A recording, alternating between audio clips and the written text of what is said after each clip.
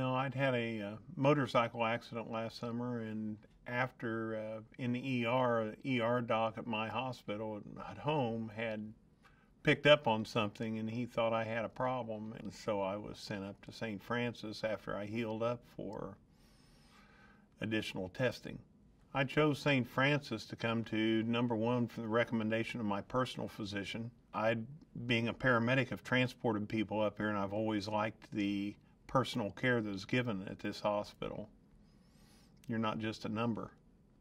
After the testing, they found I had a patent ductus arterial, which causes backflow into the lungs and into the right side of the heart, which eventually will kill you. So it needed to be repaired.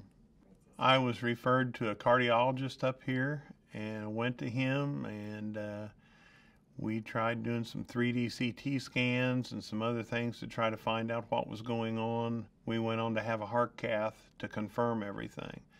And at that time, they also were able to find the patent ductus arterial when they did the cath.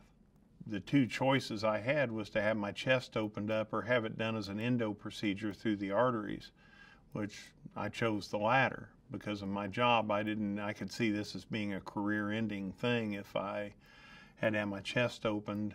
The procedure itself was, they went in and dissected both femoral arteries and ran the guide wires, camera, and all the other equipment they needed, and the stent graft up through the two femoral arteries and met in the aortic arch, and then placed the arch over the defect and plugged it off that way. Very non-invasive compared to having your chest opened up. My understanding, it was one of the first times it had been done in this area. I woke up in the ICU about 12:30, quarter to 1 in the afternoon.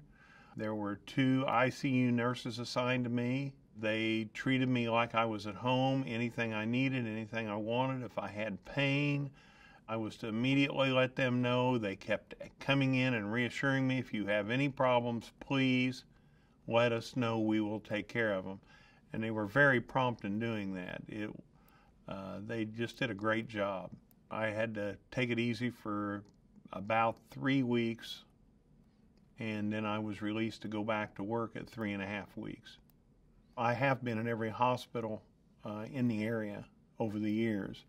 There are several good hospitals in the area, but the care that I was given at St. Francis seemed to be more personalized.